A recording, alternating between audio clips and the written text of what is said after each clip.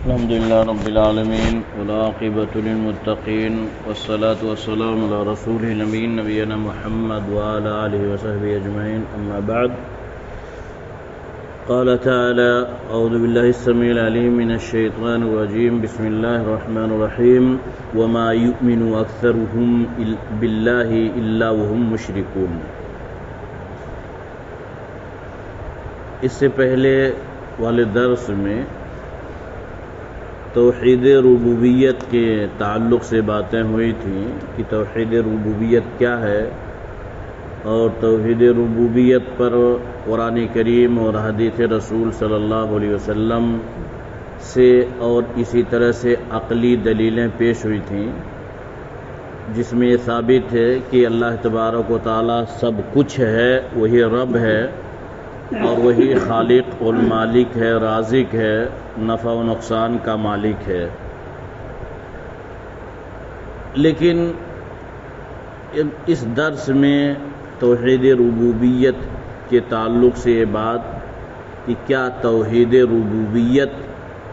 انسان کی نجات کے لیے کافی ہے یا نہیں. کیا توحید ربوبیت کے اقرار سے انسان عذاب سے نجات پا جائے گا، اور باقی جو توحید کے اصل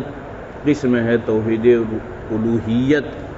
اس کو بغیر اختیار کیے ہوئے، اسی کا بیان ہے اس میں. پہلی چیز یہ ہے کہ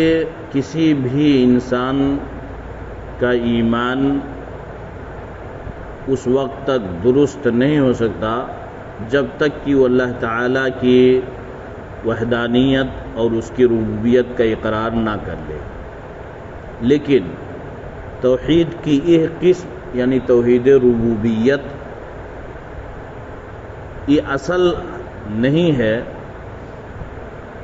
اور یہ نجات کے لیے کافی نہیں ہے کہ یہ توحید انسانوں کو اللہ تعالیٰ کے عذاب سے نجات دے دے، بلکہ جو اصل مقصد ہے انبیاء کرام کی بعثت کا، انبیاء کرام کے بھیجنے کا، وہ ہے توحید الوہیت یعنی اللہ تعالیٰ کی عبادت. اس لیے اللہ تعالیٰ نے فرمایا وَمَا يُؤْمِنُ أَكْثَرُهُم بِاللَّهِ إِلَّا وَهُم مُشْرِكُونَ، کہ ان میں سے اکثر لوگ اللہ پر ایمان نہیں رکھتے ہیں مگر یہ کہ وہ لوگ مشرک ہیں. یعنی اکثر لوگ اللہ تعالیٰ کو رب مانتے ہیں، خالق مانتے ہیں، رازق مانتے ہیں، لیکن اس کے ساتھ ساتھ اللہ کی عبادت میں اوروں کو بھی شریک کرتے ہیں، نفع و نقصان کسی اور سے بھی حاصل کرنے کی امید رکھتے ہیں اور حاصل کرتے ہیں. اور اسی آیت کی تفسیر میں، اس آیت کی تفسیر میں اکثر مفسرون اور اکثر صحابہ کرام نے جو باتیں کہی ہیں، ان میں سے عبداللہ ابن عباس رضی اللہ عنہما کہتے ہیں کہ ان لوگوں کے ایمان میں سے یہ چیز تھی کہ جب ان سے پوچھا جاتا یعنی مشرکین مکہ سے کہ آسمان کو، زمین کو، پہاڑوں کو کس نے پیدا کیا، تو وہ لوگ فوراً کہتے تھے کہ اللہ. قرآن کریم کی بہت ساری آیتیں موجود ہیں جس میں یہ چیز موجود ہے کہ اگر ان سے پوچھا جائے کہ آسمان کو کس نے پیدا کیا، زمین کو کس نے بنایا، پہاڑوں کو کس نے پیدا کیا، تو وہ فوراً کہتے ہیں کہ اللہ تعالیٰ نے پیدا کیا. اسی طرح سے مجاہد رحمہ اللہ کہ ان لوگوں کا ایمان یہ تھا کہ اللہ ہمارا خالق ہے،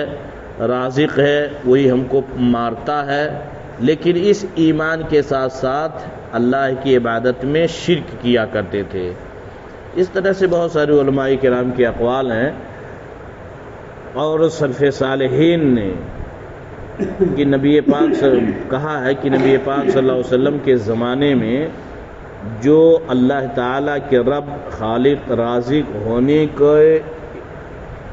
کا اقرار کرتے تھے، اس کے ساتھ ساتھ اللہ تعالیٰ کی عبادت میں اوروں کو بھی پکارتے تھے، اوروں کی عبادت کرتے تھے. قرآن کریم میں اللہ تعالیٰ نے اس چیز کو واضح کیا ہے کہ وَلَئِن سَأَلْتَهُم مَّنْ خَلَقَ السَّمَاوَاتِ وَالْأَرْضَ وَسَخَّرَ الشَّمْسَ وَالْقَمَرَ لَيَقُولُنَّ اللَّهُ فَأَنَّىٰ يُؤْفَكُونَ۔ بہت ساری آیتیں ہیں کہ اگر جس میں یہ ذکر ہے کہ اگر ان لوگوں سے پوچھو کہ آسمان و زمین کو کس نے پیدا کیا، چاند سورج کو کس نے مسخر کیا، پہاڑوں کو کس نے پیدا کیا، تم کو کس نے پیدا کیا، تو یہ لوگ ضرور کہیں گے لَيَقُولَنَّ اللَّهُ، کہ اللہ تعالیٰ ہی سب کچھ کرنے والا ہے۔ لیکن اس کے ساتھ ساتھ مشرکین عرب اور آج کے مشرک بھی اعتقاد رکھتے ہیں کہ اس اللہ تعالیٰ پیدا کرنے والا ہے، لیکن بارش کا نازل کرنے والا کوئی اور ہے، روزے دینے والا کوئی اور ہے۔ جو خصائص، جو صفات اللہ تعالیٰ کے لیے ہیں، ان صفات کو دوسروں کے لیے خاص کرتے ہیں، یعنی یہ توحید ربوبیت۔ اس لیے توحید ربوبیت کا اقرار صرف انسان کو عذاب سے نجات نہیں دے سکتا، اور اگر ان سے پوچھا بھی جاتا کہ آخر کیوں عبادت کرتے ہو دوسروں کی، اللہ جب سب کچھ کرنے والا ہے تو عبادت کیوں دوسروں کی، تو وہی جواب دیتے جو آج کے مشرک کہتے ہیں۔ اللہ تعالیٰ نے فرمایا وَالَّذِينَ اتَّخَذُوا مِن دُونِهِ أَوْلِيَاءَ مَا نَعْبُدُهُمْ إِلَّا لِيُقَرِّبُونَ إِلَى اللَّهِ زُلْفَىٰ، کہ ہم اللہ کے علاوہ جن کی بھی عبادت کرتے ہیں اس لیے تاکہ وہ ہم لوگوں کو اللہ تعالیٰ سے قریب کر دیں۔ اور آج کے مشرک بھی جو مشرکین مکہ تھے اسی طرح کی باتیں بیان کرتے ہیں کہ ہم ان صاحب قبر کی اور اپنے ولی اور فقیروں کی جو عبادت کرتے ہیں، نظر و نیاز ان کے نام پر کرتے ہیں، یا ان کے سجدوں کی زیارت کرتے ہیں، سجدہ کرتے ہیں قبروں کی، تو یہ ساری چیزیں اس لیے تاکہ ہم اللہ تعالیٰ سے قریب کر دیں اور اللہ تعالیٰ کے ہم مقرب بندوں میں سے ہو جائیں۔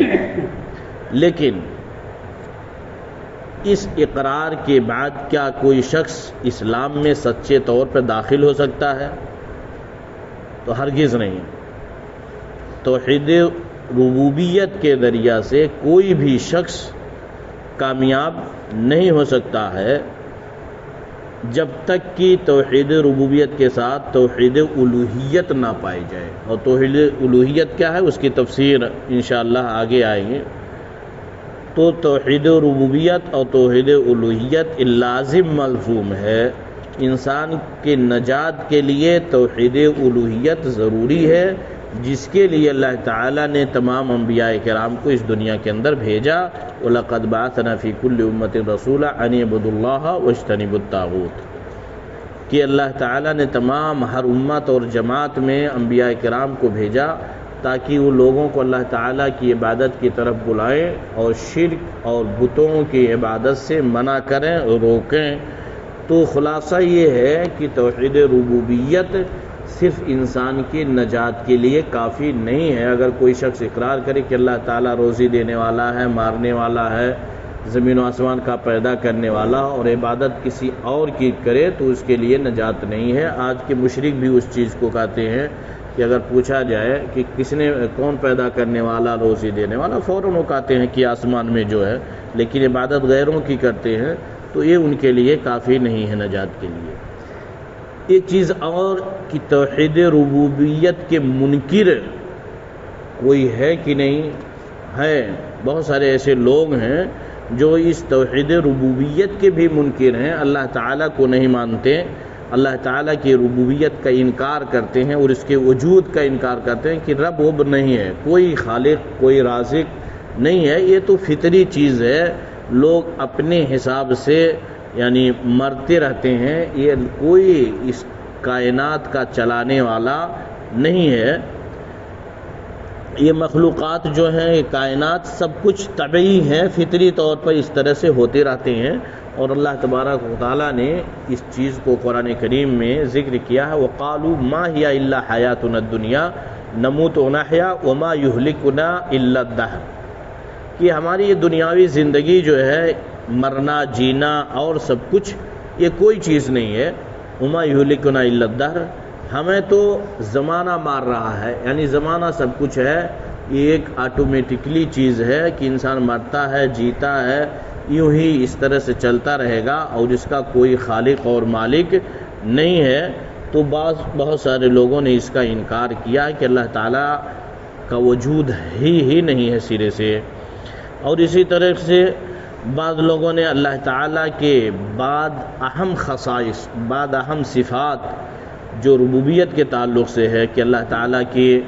جو اہم صفتیں ہیں اس کا انکار کیا ہے۔ اور اسی طریقے سے بہت سارے لوگوں نے اللہ تعالیٰ کے جو صفات ہیں ان صفتوں کو غیروں کے لیے متصف کر رکھا ہے کہ غیر بھی، دوسرے لوگ بھی اللہ کے علاوہ جو ہیں وہ کائنات میں تصرف کرتے ہیں اور دوسروں کے موت و حیات زندہ کرنے اور اسی طرح سے نفع و نقصان پہنچانے کے وہ حقدار ہیں۔ اللہ کے علاوہ بہت سارے ایسے لوگ ہیں، گویا کہ اس طرح سے لوگ توحید ربوبیت میں بھی شرک کرتے ہیں کہ اللہ تعالیٰ کے علاوہ بہت سارے اور لوگ ہیں۔ یہ رہی کچھ چیزیں، باتیں توحید ربوبیت کے تعلق سے کہ توحید ربوبیت اصل نجات کے لیے نہیں ہے۔ اور اسی طرح سے بہت سارے اقوام، بہت سارے ایسے لوگ موجود ہیں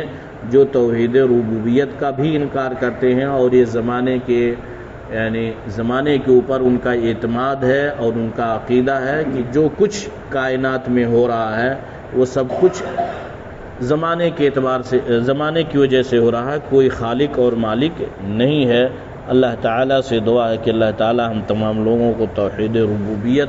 اور سمجھنے اور اس کے بعد صحیح طور پر کتاب و سنت کی روشنی میں عمل کی توفیق عطا فرما۔ آمین۔ وصلی اللہ علی نبینا محمد وعلی آلہ وصحبہ وسلم تسلیما کثیرا۔